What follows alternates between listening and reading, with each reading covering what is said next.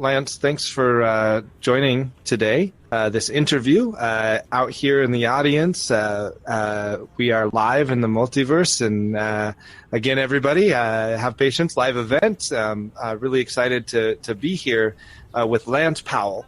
Lance Powell is joining us today to talk a little bit about what he has developed and what will be running for teachers out there far and wide that might have equipment or want professional training in virtual reality. So, Lance, with no further ado, can you give us a little bit, kind of introduce yourself, tell us a little bit about your experience and what led up to this?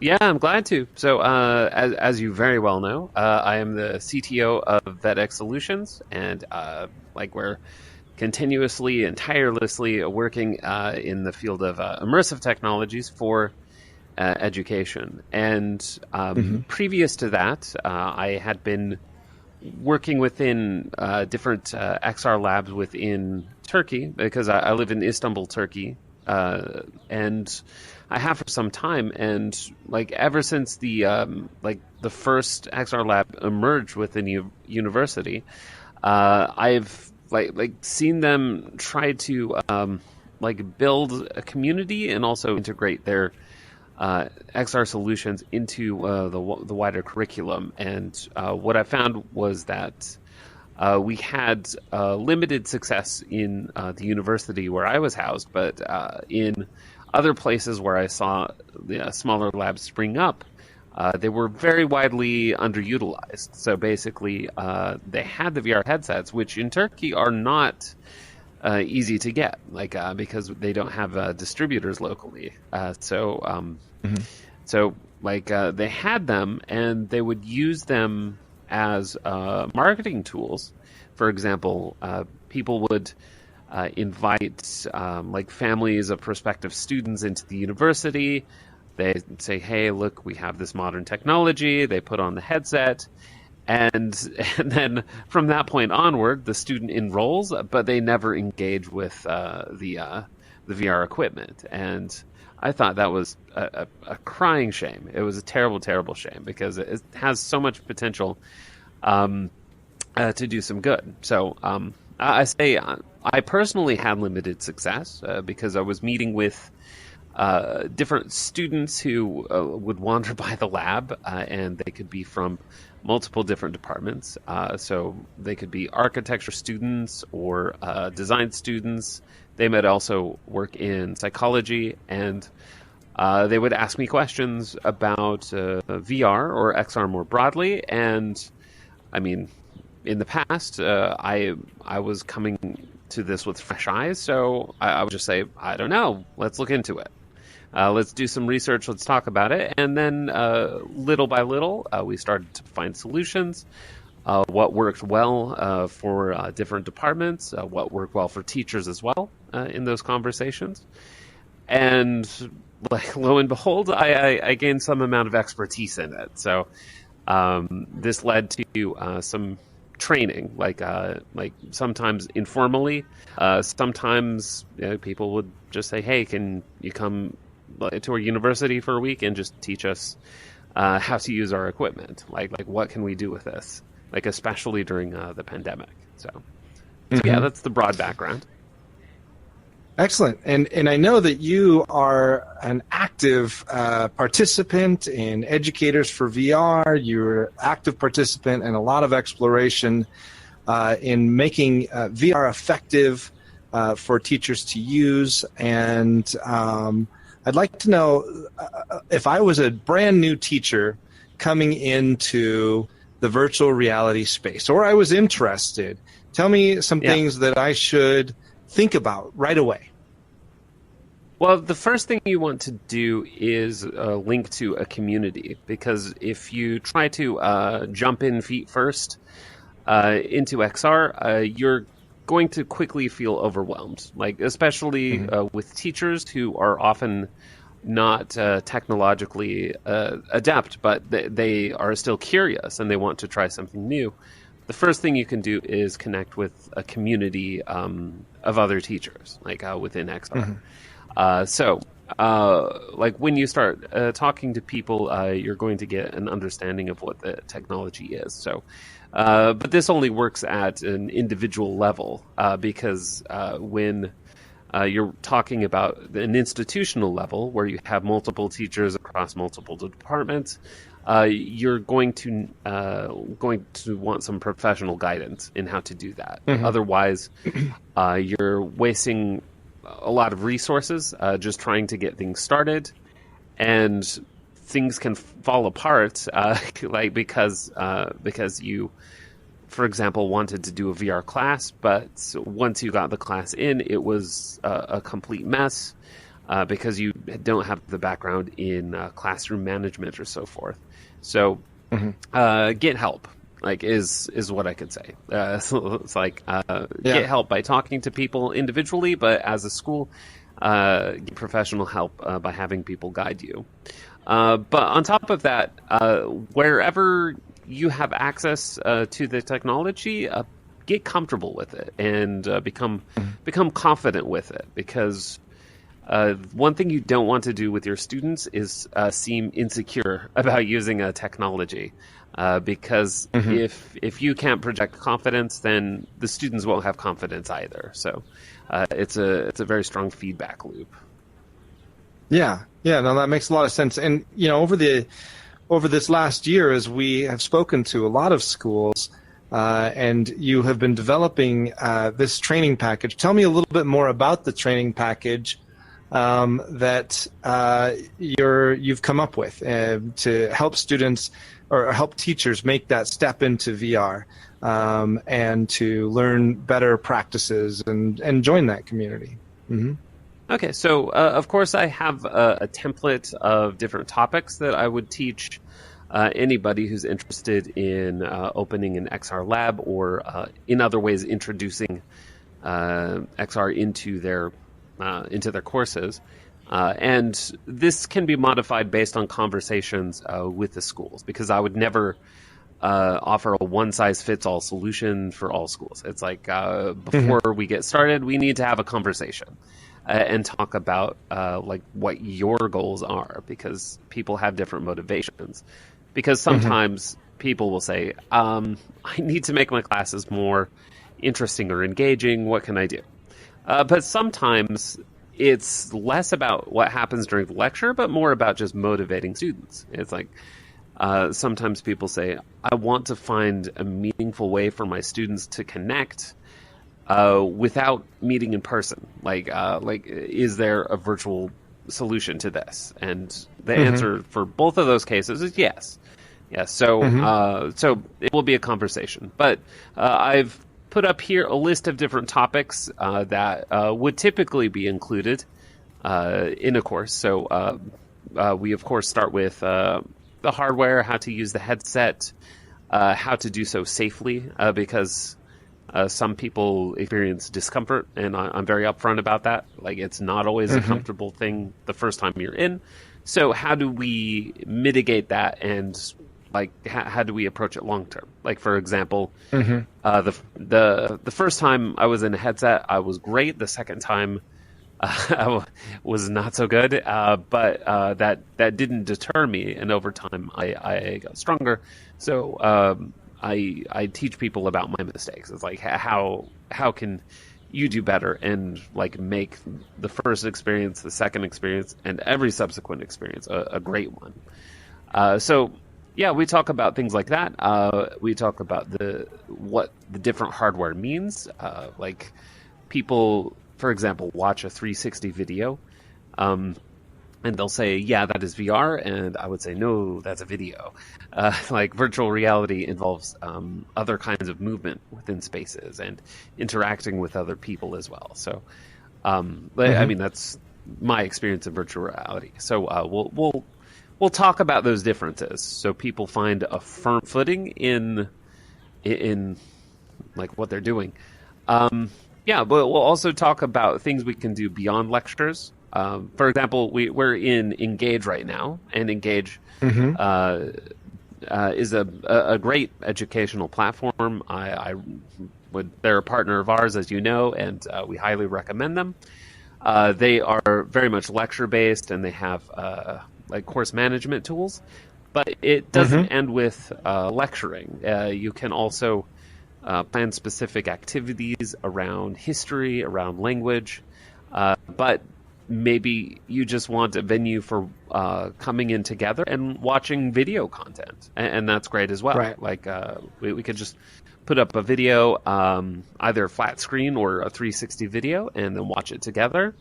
And then after it's done, we don't need to go anywhere. We can just discuss it. So we'll talk about things we can do together as a class. We'll talk about things we can do separately, like maybe you don't all have access at the same time to a Mm-hmm. VR headset. So what can we do as individuals, uh, and Mm-hmm. and that would give us something to talk about during the next meeting. We'll talk And about yeah. specific departments that you would work with and how to use VR within research as well, because Okay. that's very commonly done these days. Yeah. Yeah, and then I know you've divided it up into a couple of different options. You've got the 1 day training, the 3 day training, and the 5 day training options, depending on depth. Right? Is that kind of how you would explain it to me? I would describe the first day as something that is mostly standard across schools because when you Mm-hmm. put on a headset, there are specific things you should know about the headset going forward, which are true for everybody Mm-hmm. because the hardware is always the same. You're going to want to know the basic tools that you can use. We'll introduce a couple of platforms. We'll do a bit of consultation and then get a practice, by having a demo. So Mm-hmm. the first day is generally the same across schools, but Mm-hmm. little by little, we start to explore other aspects of the training. And again, Mm-hmm. some of this will come from the conversation with schools. But for examples, in days 2 and 3, we'll get more into team building, specific types of team building. We'll talk a little about how you can offer creative content as a student and make that part of your curriculum. Whether that creative content is like building a historical diorama for your history class or actually working within graphic arts, like if that is your field. Mm-hmm. Mm-hmm. We'll talk about how to do that, like how to submit such an assignment, and also how to get it and view it and experience it as an instructor. Mm-hmm. Days 4 and 5, yeah, we get into more fine-grained detail about what we can do as a class. We'll start like mapping out like example curricula that Mm-hmm. integrates these programs into the school. So days 4 and 5, they become very individualized in comparison to the first day, which is more like the basics, like everything you need to know. So yeah, but exactly what each day will look like, well, we'll present you with that after the school and I have talked for a little bit and mapped out Mm-hmm. what our outcomes should be. And there, in this professional development training for teachers and VR, uh, there'll be two options, really, right? I mean, if you can work with a school directly, but then what about if there's scheduled classes or conference for teachers from around the world that are going to meet in VR? Are you planning to do anything around that? Is that something that is on the horizon?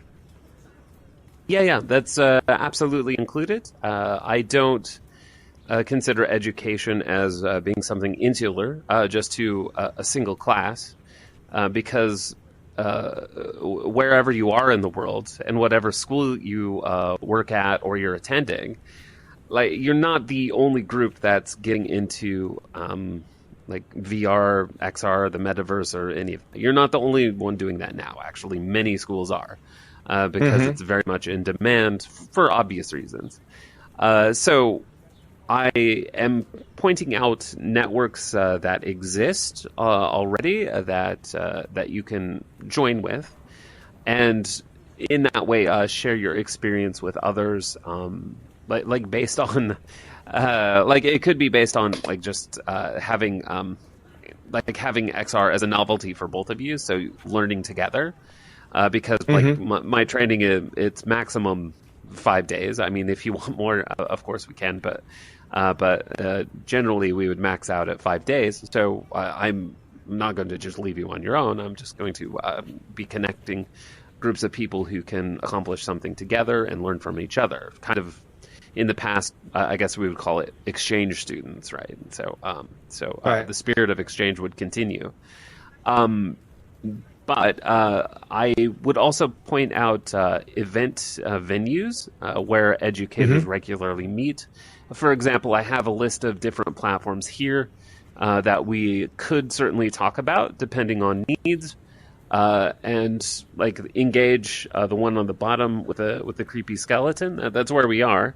And then Remio is another partner where you can hold classes and so forth. But there's a further list here. So, for example, AltSpace VR regularly has events, some of them geared towards education, and it would be a great place to connect with other people who share your interest, whatever that is. Yeah, and I think it goes without saying too, as we look at these partners and you go over, one of the most exciting partners that have used the Engage platform to develop individual content is the Victory XR platform, also on Certainly. Engage, but it's Victory XR content, and I think that's really important as a teacher watching this today. Maybe they have a couple of headsets and they're just not sure how to get started. As far as where I'm concerned, and talking with you about VEDX, they can come Right. to VEDX and get the kind of if they need equipment, great, with the case and the goggles. If they already have equipment and they just need Yeah. a case and they need the professional development, they can come to us. And when I mentioned Victory XR, is because Victory XR has built out a lot of content for K-12 schools specifically, and then also for universities that come with their academy and their direct licenses with us. So being a close partner of ours, I just want to point out that there is content already out there, and then Yeah. you, during this class, can help teachers learn how to make new content that Yeah. will be theirs for their school, right? Yeah, no, that's a very good point because when you are introduced to immersive technologies for education, Hmm. sometimes, actually, generally, you don't know what you don't know. Right. So as you're learning about these technologies and how to implement them within a class, you start to ask questions. It's like, oh, what if I could do this? Like, oh, what if Hmm. I could do something for my chemistry class or my other life sciences class? And then you'll ask me, it's like, is there something for this? And if we have a solution, we will tell you. If we need to build a solution, that's a conversation we can have also. And this Hmm. includes with our partners at Victory XR because they do regularly build within Engage and elsewhere perhaps. So yeah, Yeah. that's a good point. Yeah. And, as a teacher thinking about this, coming to VEDX, and I like what you said, you don't know what you don't know. And if they do want to do chemistry, or if they do have something that they want out there, working with VEDX directly allows them to insert more software into their headsets that they've already got. Yeah, Maybe a language support software, or right. a different team building space, or professional development for their teachers in terms of DEI and those types of things that VEDX is all partnered with inside Yeah. of the portal that they can build, right? Yeah.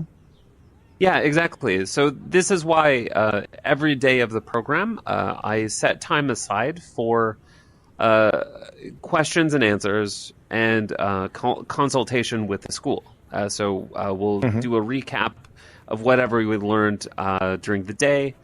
We'll talk about their impressions, and then slowly get into like what you would like to see happen within your classes, like given like everything that you just learned. So Hmm. as we're having this conversation, I am taking notes. I'm taking careful notes. I'm listening very carefully because because like from that information, I can tell you like the best solution available, and it will make you the happiest with the outcomes. Because if you just buy the hardware without like learning about it, without getting the consultation, basically you bought a nice toy that nobody's really sure how to use. Like Right. within that context. So Yeah. we want to make sure that whoever you're accountable to within your institution, make sure that they're happy, because you didn't just buy the headset and that money was essentially wasted. Like go ahead and include the training so that so that you just have a better and smoother implementation of the Yeah. technology. And chatting with them about, this is so important. I was at the Future of Education and Technology conference 2 weeks ago in Orlando. Great place to meet a lot of people and teachers. So many schools had headsets that they had purchased, and so many Yeah, teachers had said, "Yeah, we've downloaded this app and we tried this, but we just don't understand really what to do next. Like, how does it fit into my curriculum? How do I yeah. build or use existing content to achieve the learning objectives that we want at the end of all of this?" So yeah, exactly. You told me that previously, Jay, that you heard all of these schools, and I hope they're listening to this interview now. But yeah, all of these schools bought equipment and then just put it aside because it was taking up space. They never Hmm. learned how to use it beyond the few different apps you find in the App Store. Just Hmm. never found a purpose for it. So that is my goal here is just to help them find purpose for the technology, Right. because I mean the potential is amazing, and the experience that students and teachers get from it, it can be incredible. So as long as you take the time to be diligent in your learning. Right. Right. And as far as the route to get to this training, I mean, there's a couple of routes here that we had talked about. One is a school. You come to VEDX and say, "Hey, these are my needs. We have this equipment. We want to do the professional development training for 5 teachers for our school specifically." Great. That's one route to it. And another route is taking the quarterly scheduled trainings that we will have being posted through the globalxracademy.org. So if you're an individual teacher out there, and you'll be with other teachers trying to learn about VR and from different schools, and I think that's a good chance to network too as a community. When you said in the beginning, find a Sure. community, I think joining those conferences allows you then to meet other teachers that are trying to teach and achieve these learning objectives in VR. It's very exciting about what you're doing. Okay. No. I look forward to seeing where this goes. Now that we've taken the first steps and gotten this started for us at VEDX. Yeah, it's going to be great just to see what we can develop globally. Mm-hmm. Yeah, yeah. Any final, like, if as I said when I came in, a teacher's looking at this saying, I'm in here because I'm just not sure what to do with the VR. Any final words for everybody watching here about advice? What's next? When can they enroll? All of that.